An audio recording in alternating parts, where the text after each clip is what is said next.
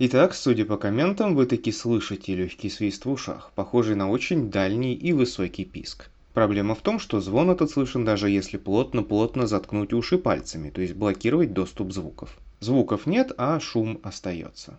Нет, конечно, есть тинитус. Это такой оглушающий шум, как стрекот полчища кузнечиков, который не дает ни спать, ни работать, потому что шум слышно поверх других звуков, но это нервное заболевание, которое нужно лечить.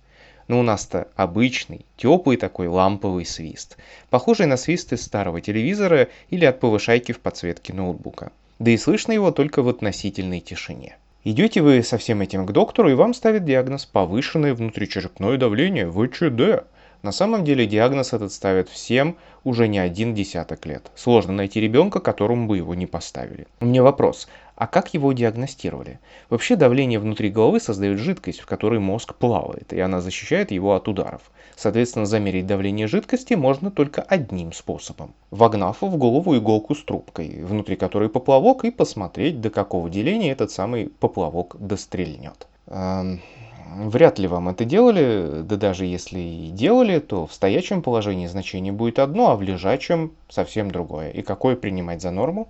Стоит ли говорить, что ВЧД такой диагноз массово ставят только в России и бывшем Совке? На Западе такого диагноза не существует.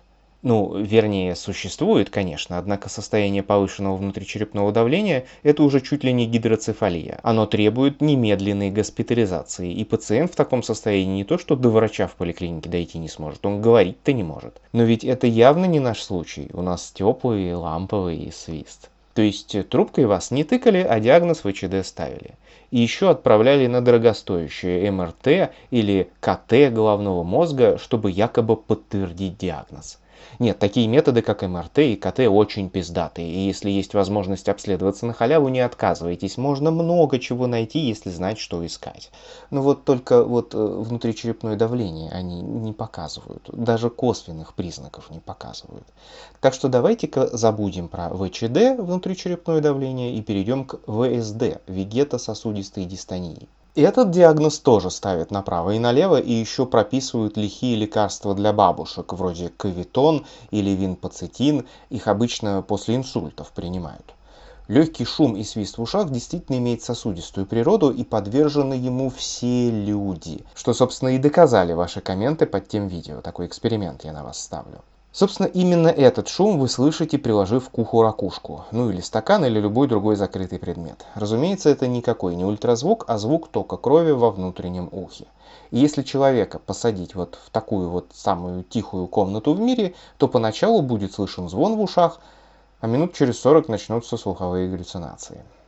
Ну, например, если долго сидеть на кортах, ёба, а потом резко встать, то в ушах засвистит.